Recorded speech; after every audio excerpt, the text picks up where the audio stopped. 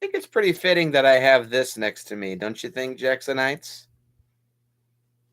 So, hello, Jacksonites. Welcome to the, let's see, this is film 5 of the Gamera series. I see we already have KPF here.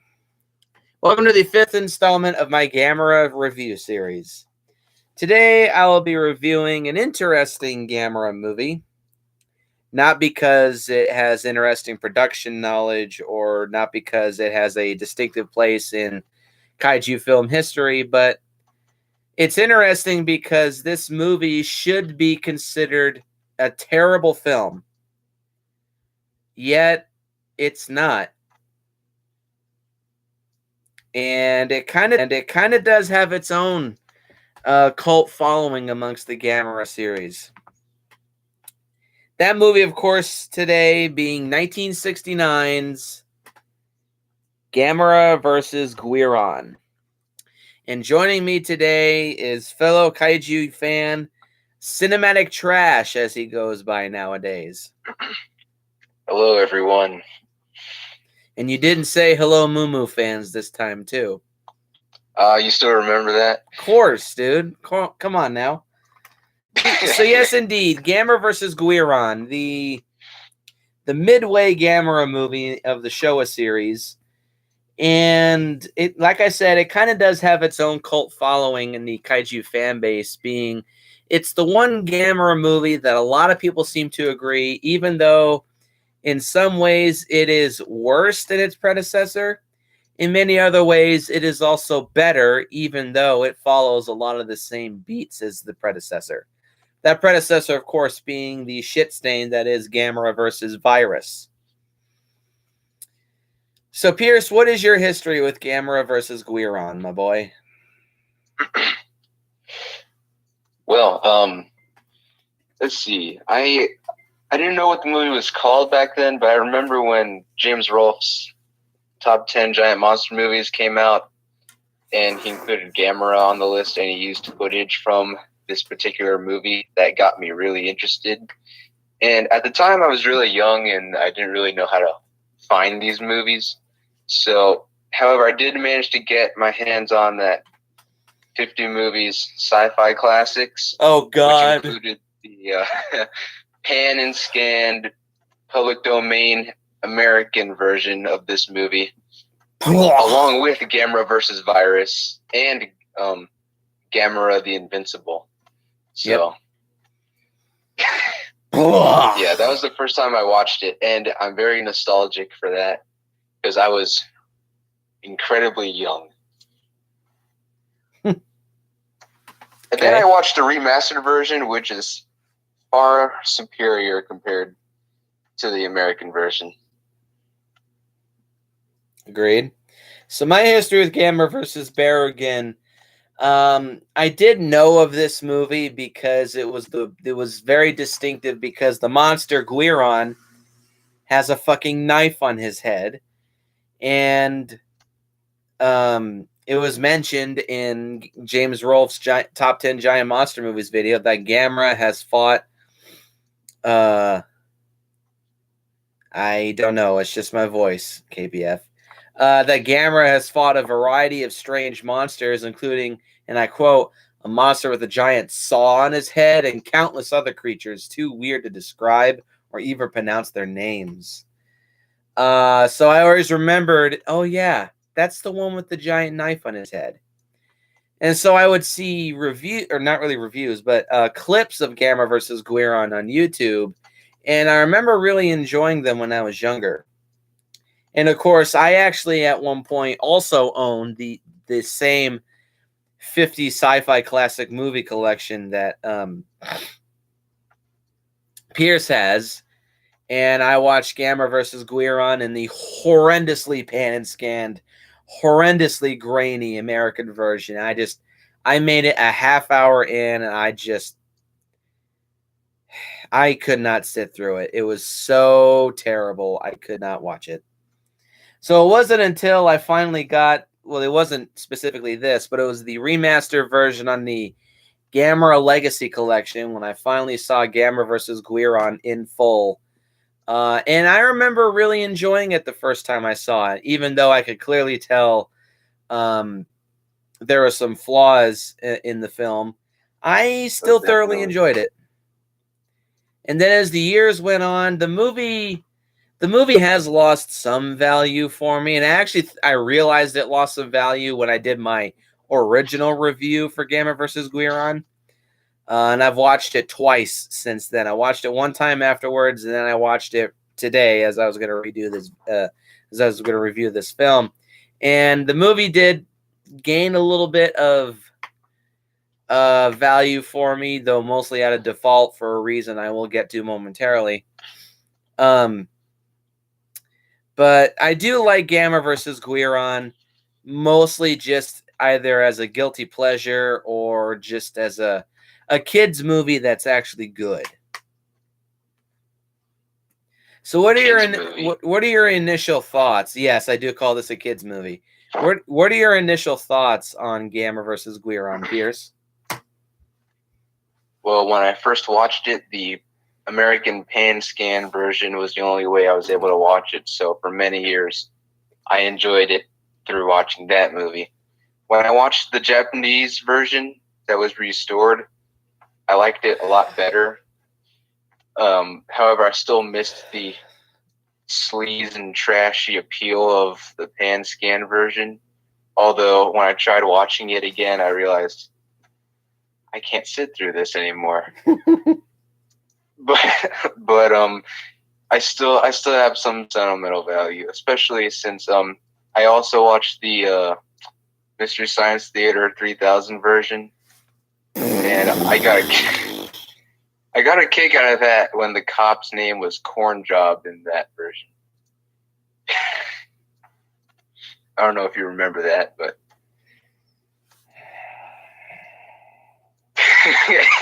fuck MST3K. Fuck it right up its ass with a robo dick. Whoa. So my initial thoughts on Gamera versus Guiron, like I said, I do enjoy the movie as a guilty pleasure, and I do think in many ways it is superior to Gamera versus Virus. Is it one of my favorite Gamera movies? Not even remotely.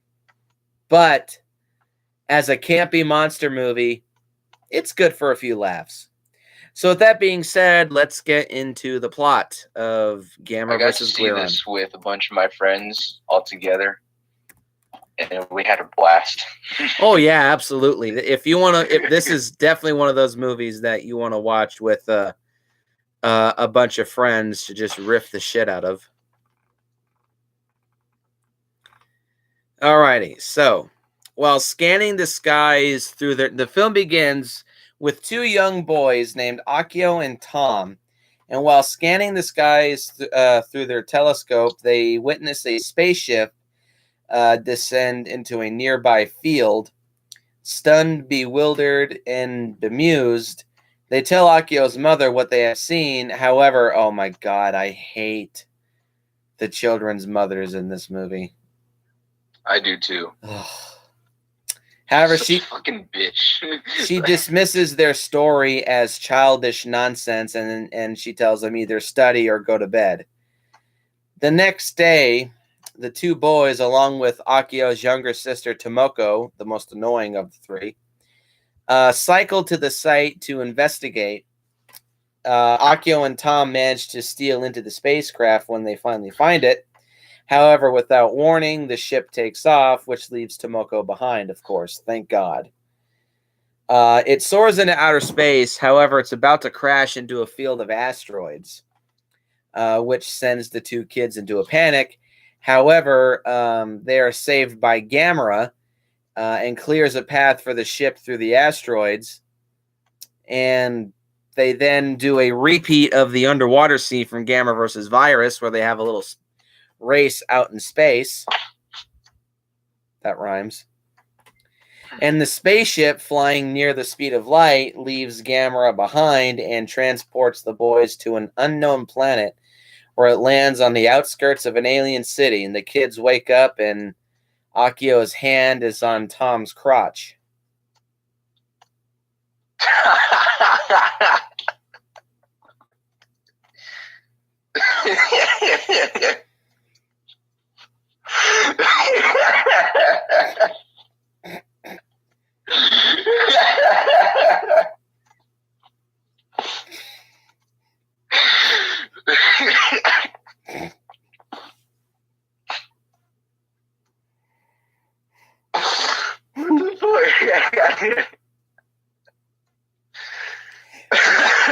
I'm dying. What is it with the Japanese getting really hands-on with their cast members?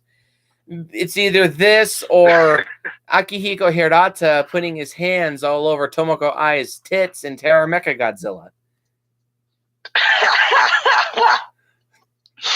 Oh my god. It's true, though.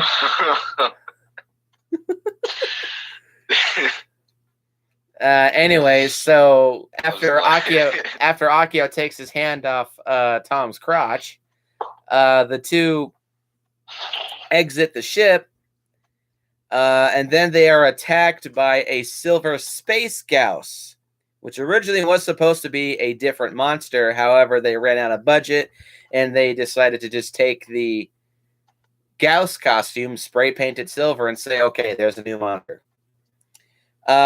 Space Gauss menaces the ship and the two boys. However, just before Gauss starts to attack, a second monster, of course, being Guiron, whose head resembles a giant Ginzu knife, emerges from an underground lair and attacks Space Gauss. But when Space Gauss attempts to fire his own sonic laser, it is reflected off of Guiron's head and cuts off his own right leg. And after Space Gauss attempts to retreat, Guiron lunges through the air and chops off Space Gauss's left wing before cutting off the right and then decapitating him.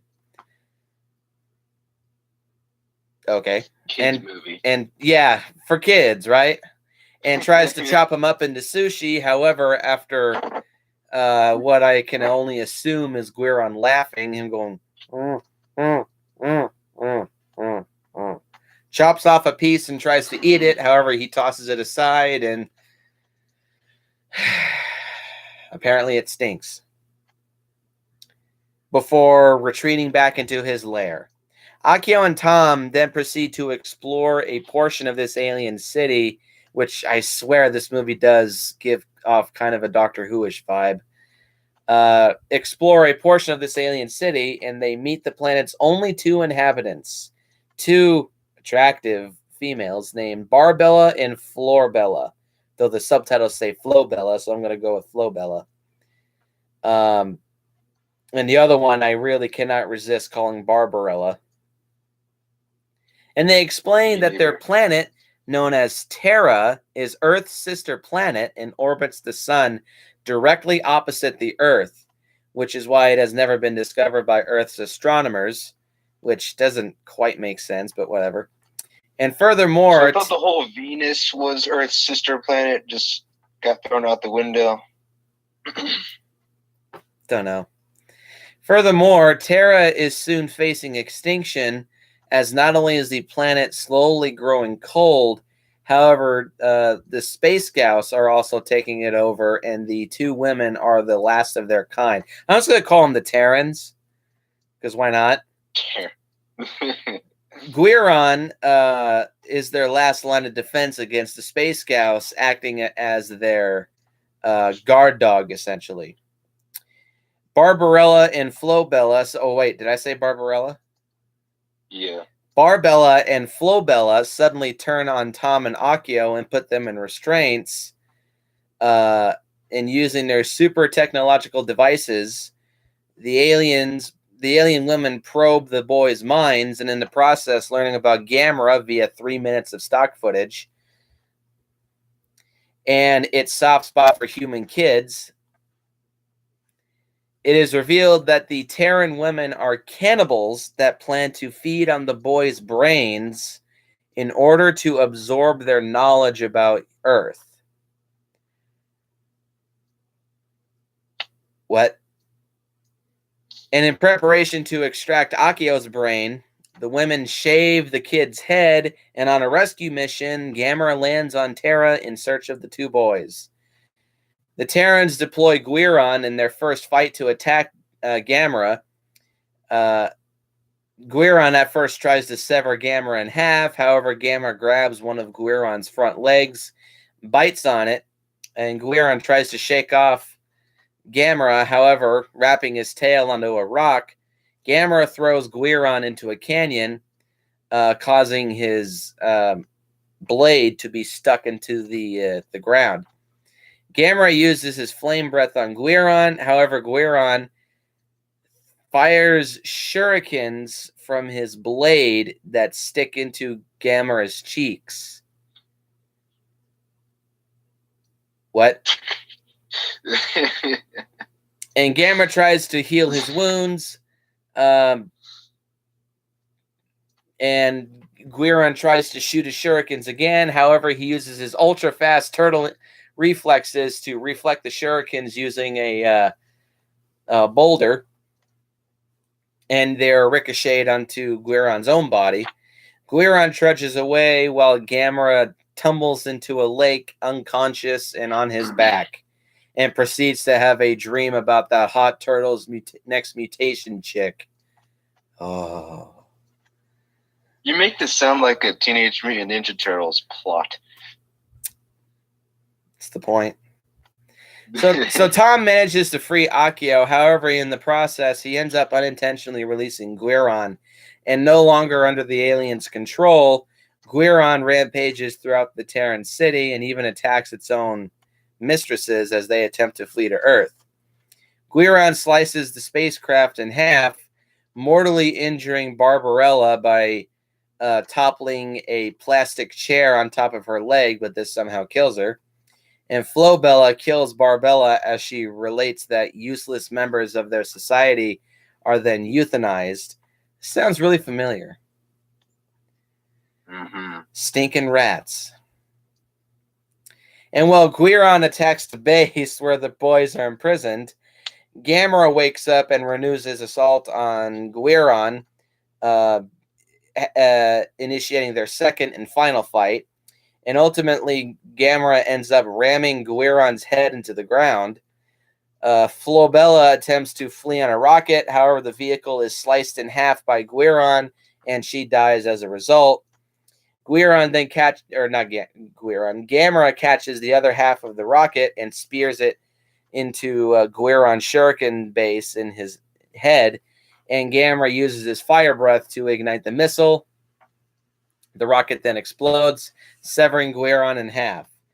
Gamera then uses his flame breath again to weld the alien spacecraft back together somehow and carries the ship and the two boys back to Earth, where the boys are reunited with their mothers, bitches, and they all say goodbye to Gamera as he flies off into the night, thus ending the movie and leading into the next. So what do you think of this plot? I'm not sure, but is this like the only Gamera film that most of the plot takes place on a different planet? Yes. Yeah. So much like Godzilla versus Monster Zero, as I alluded to earlier, a lot of this movie takes place on a different planet, so it kind of stands out to me. I found this movie to be the most fun to watch in the series. Show a series at least. Yeah, and I like this one. It is one of my favorites. It's not quite one of my favorites, but I do enjoy it. I do like this plot, even though it's got one big problem that I will take note of when I get to the cons. But I like this plot. It's fun. It's creative. It's imaginative. It's not trying to be anything special. It's just trying to be an entertaining kids movie. And in that sense, it does succeed. So, that being said, let's get into the pros and cons of Gamera versus Guiron. You can go first, Pierce. What's your pros? Well, number one, I have a lot of nostalgia for this movie, as I've said before, through James Rolfe, and because I've had the movie for the longest time. This movie holds a lot of sentimental value, but to more of the technical aspects, this movie is just fun to watch in general. I loved watching this with my friends. We had lots of fun watching it, and we tore it apart pretty bad. But yeah, the kids in this movie aren't as bad compared to the other movies. They are, like you said, they are tolerable. Although the whole thing where they constantly yell Gamera, Gamera, Gamera. Not as bad as Masao and Jim. Yeah, yeah. It just gets old, and some of the action scenes are cool, like the part where Space Gauss shoots its laser, and then Guiron reflects it on his saw, and then cuts Gauss apart. Why does everybody call it a saw? It's not a saw. It's a knife. Same thing. No, they're entirely different. I'm a weapons expert, jackass. Too easy. I'm gonna chop that dick off just like Guiron. Some of the special effects is cool. Although the special effects in this movie do have some moments where they look absolutely fake. Yes. But for the most part, this movie has some good action scenes. All right, your turn. That's it? Okay. Yeah, that's like 4 pros. Okay. So let's see. I have 1, 2, 3, 4, 5, 6, 7, 8 pros. And wow. 1, 2, 3, 4, 5, 6, 7 cons. So pro number 1 is that yes, the 2 kids, not necessarily Tomoko, I think her name is. She's really fucking annoying, but Akio and Tom are a lot less annoying than Masao and Jim, that's for damn sure, and especially Toshio from the original Gamera. So Akio and Tom, they're tolerable. They don't scream Gamera's name that many times, thank God. They only say it like 3 or 4. Except for that one scene where Tom was trying to get Gamera's attention when he was underwater, though that just made me think of Brendan Tenold's joke that he made in his review. Damn it, kids, not now. I was having a dream about that hot turtle's the next mutation chick. Oh. So now that makes me laugh. But yeah, the 2 kids are tolerable in this film. I can live with these kids. They're not super annoying. You can live with these kids? I can live with them being in the movie. They're tolerable. Pro number 2, there's lots of blood in this movie. Sounds ridiculous, but I like the amount of monster gore that's in this movie. Because, for kids. Kids movie. Rated G. Yes, rated G. Lots of blood. It's not real blood. It's Gamera's green blood and it's Gauss's purple blood. But still, it's an enjoyable amount of monster gore in this movie. That's one thing the Gamera series has always been good at, is portraying monster gore. We get to find out that... Is it just me, or does Gamera's blood seem to change color depending on the movie? Like, isn't his blood blue in another movie, but now it's bluish green? It ranges from bluish green, from green to bluish green throughout the series, but at least it does somewhat stay consistent. And it's not like Spectre Man, for example, who bleeds yellow in one episode when he's wounded, and then he bleeds bright green in another episode where he's wounded. I haven't heard that name in a long time. Spectre Man. I gotta start watching that. So yeah, I like the amount of monster gore in this film.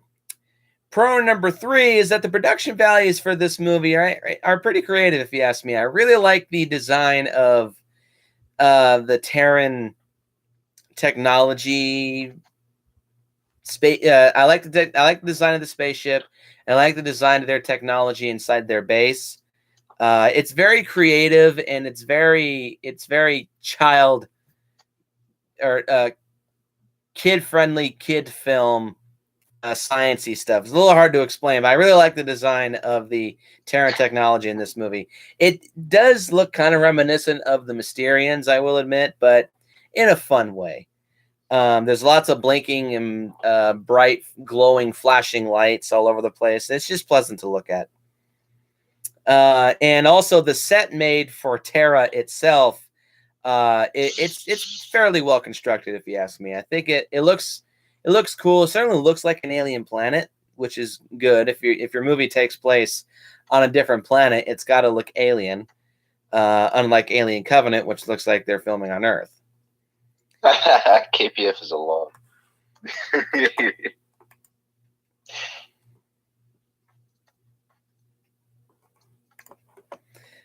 So yeah, I like the production values done for this movie. They're not amazing by any means, but they still look decent. Let's see. Pro number 4 is that there is less stock footage in this movie. Like I said earlier, there's only about 3 minutes of stock footage in this movie, which is a big improvement. 16 minutes of stock footage versus 3 minutes. I mean, it'd be nice if the movie had no stock footage at all, which is one nice thing I can say about, well, actually, no, I can't say that about Gamera versus Jiger. Okay.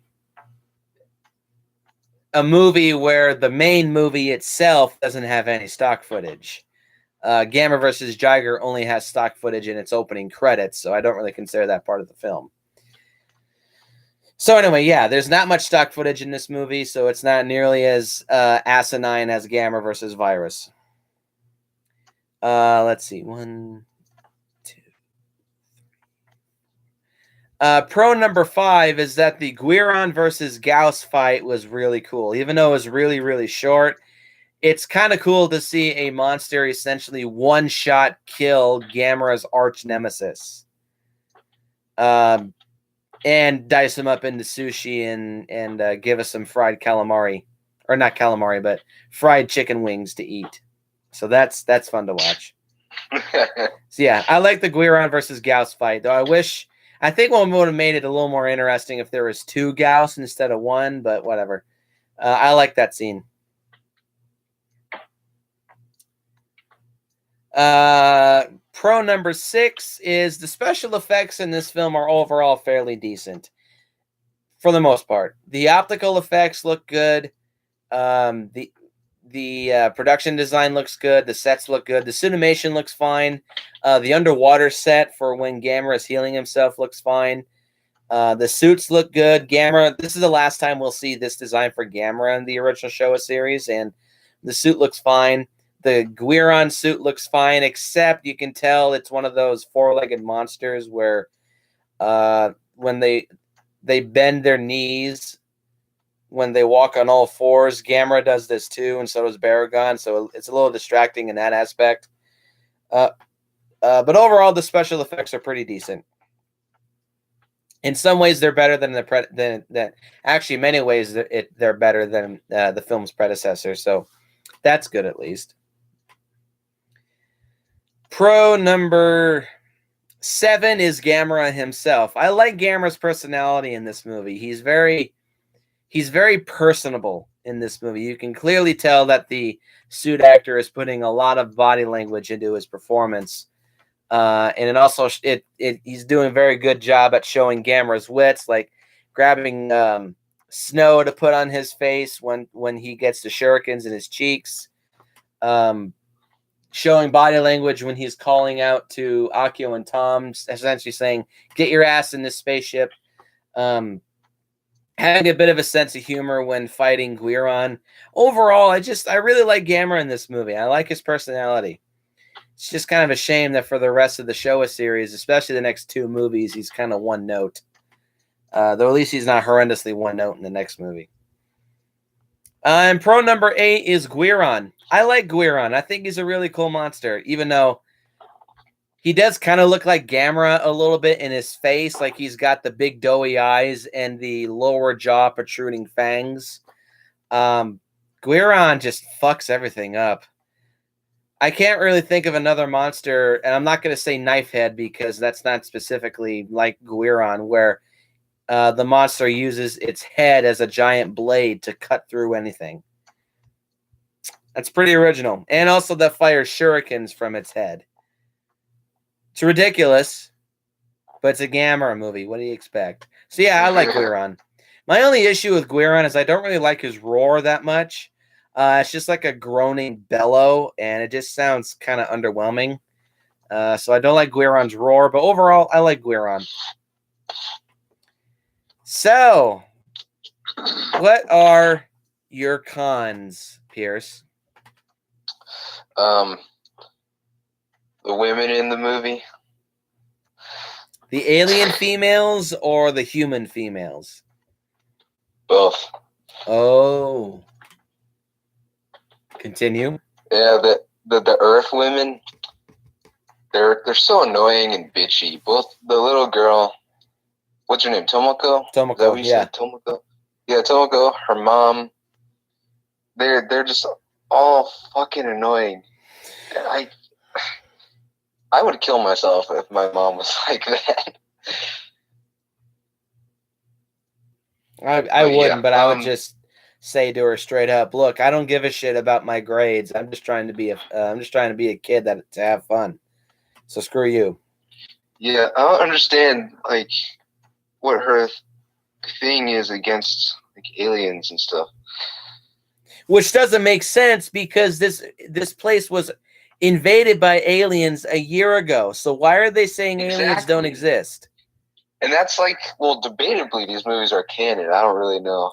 I think that the Showa series are in a pretty solid canon, at least from Giant Monster up till Zigra. I mean, well, put it this way. See, Gamera kind of at first wasn't really like the friend of all children. Number one, in the first movie, he saves the kid from a lighthouse, but that's it was a flub. I think it was a flub. Yeah, and then like the next movie didn't really even have a kid. No, the next movie didn't have kids at all. In the first movie, he was the villain, and then in the second movie, he was more of like indifferent. But then like the next few movies, he's a good guy. It's just like, why the big jump if the movies are canon?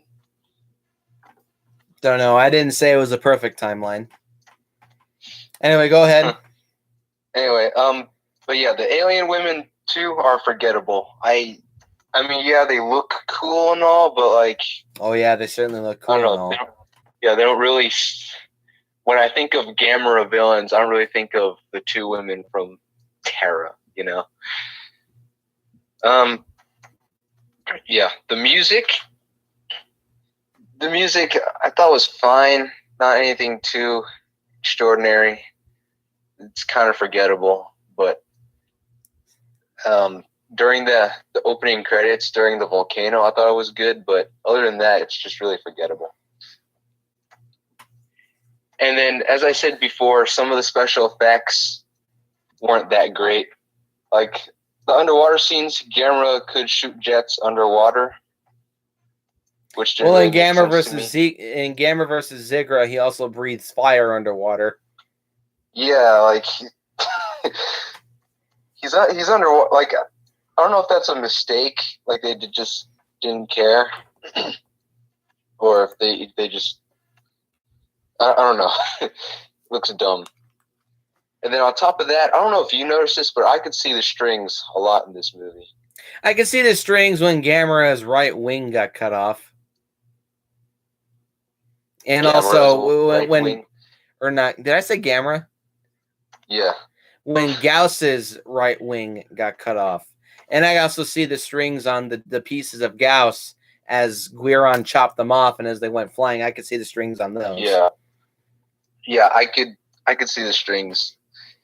So another technical aspect to that is flawed. And yeah.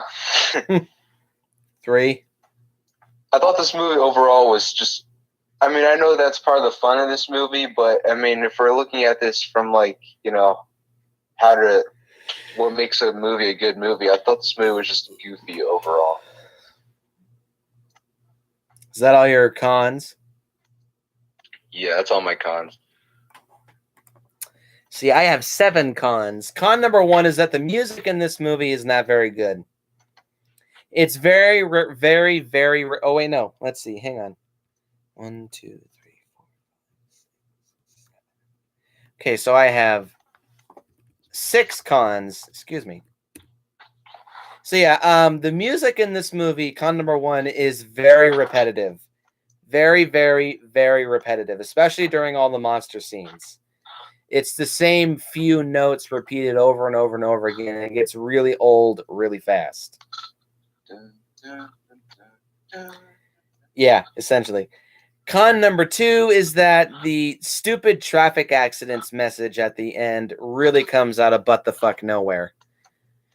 We must. I remember that. We must work to make the earth better, so it can have no more war and traffic accidents. What? How the hell are you gonna stop traffic accidents? Get rid of cars? I think not. So yeah, that one comes out of nowhere, and it's just really stupid. It feels really shoehorned. Of all things they could have chosen. I mean, they could have ended it on war, but like war. Fair enough. But why couldn't you choose like, I don't know, disease? Whatever. Con number 3 in general, but like or that too. Traffic accidents. Con number 3 is that the plot overall is a little too similar to Invasion of the Astro Monster. I will admit it's not. I'd actually say it's more similar than Godzilla vs. Gigan. Because the aliens, they're essentially the Exilians from Astro Monster. Either you follow a certain roboticized code and you follow that code until either A, you die, or B, you grow too old to follow that code, and then you are killed off, and then you die. So yeah, it does come off very similarly to Invasion of the Astro Monster, and is kind of distracting. Yeah, I said that too. It was really similar. Well, not too similar. I mean, there is some original stuff here, but it definitely does feel very similar to Invasion of the Astro Monster. Yeah. Con number, let's see, 1, 2, 5 is that Akio and Tom's mothers are complete cunts. I hate them with a burning passion. They are so irritating. I hate those kinds of parents where they say, you're not allowed to have fun. You either need to study or you need to work. No fun. We don't have time for having fun. I hate parents like that. And these parents are those to a T. I hate them with a burning passion. Fuck these bitches, and not in the good way. Can't stand them. And con number 6, this really stuck out to me on this most recent viewing, is the blue screen effects in this movie are just horrendous. They're worse. Definitely. They're worse than Gamera versus Virus. And it also really sucks because they use a lot more blue screen shots in this movie than they did in Gamera versus Virus, because there's a lot more view screens in this movie. View screens through the Terran base to view the outside. There's a lot more of those in this movie. Yeah. And the blue screen effects just look terrible. They look like the shots of Godzilla in the background in Mothra versus Godzilla. They look about as shitty too. Actually, no, I think they look worse. They look way worse than they do in Mothra versus Godzilla. The composite shots aren't very good either. The one composite shot that I thought was okay was at the end of the movie when Gamera had his hand out to have Akio and Tom climb out into it. I mean, it's obvious that it was a composite shot, but it didn't look horrendous. Like the blue screen wasn't bleeding through any of the kids' clothes. So that looked fine. But overall, the blue screen effects in this movie are just horrendous. There's another aspect of Gamera special effects where even in the Heisei series, they don't get composite shots right at all.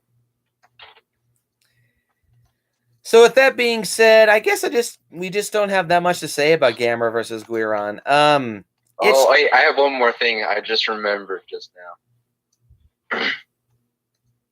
now. So supposedly the planet Terra is getting colder and colder, but Akio is wearing like these fucking short, really short pants. And not one point, because they spend a lot of time outside, and not one point in the movie does he ever complain about it being cold. You know? Yeah. Did you notice that? No, admittedly, but now that you mention it, that is, yeah, I guess that is a kind of stupid, but whatever. Though I did notice that you could see their breath when they were speaking in some shots. Yeah. But yeah, I guess that is a bit of a plot hole, but whatever. That's kind of nitpicky. So, what are your overall thoughts on Gamera versus Guiron? Well, I know I didn't really speak very highly of this movie, but for some reason it is rated highly in my opinion. Somehow, some way. Well, my thoughts on Gamera versus Guiron, it's a fun kids movie. And if you want to sit down with some friends and rip the shit into this movie, oh my God, do you have fun doing it. And also, if you have a couple kids around that like giant monster movies, this is a much better Gamera movie to throw on than Gamera versus Virus for them to watch. Definitely. So yeah, it's a fun movie. It's not one of my favorite Gamera movies, but overall, it's not bad. It's certainly watchable. So what is your rating for Gamera versus Guiron? I'm gonna have to say 6.5 out of 10. I give it a 6 out of 10. It's a little bit better than Gamera versus Gauss. And it's certainly better than Gamera versus Virus. So, with that being said, Pierce, you got anything to pimp out? Nope, not the moment. Aside from Thanks for inviting me. Aside from the horror movie questionnaire video that you still have not done. Give it time, man. Give it time. Boy. So post your comments down below. Let me know what you think. Hit the like button. Hit the subscribe button. Share this video with your friends. And look forward to the next film in the series with KPF as I discuss the first Gamera movie of the 1970s with Gamera versus Jiger. And as always, go out and hijack an alien spacecraft and go back to their own planet. That's a lot of fish. I'm going to shave your ass, boy. You're going to shave my ass? I'd like to see you try, boy. Child. Man, boy. Vagina juice. And then look forward to the next review. And I will see you guys in the next one. Yes, I said that intentionally.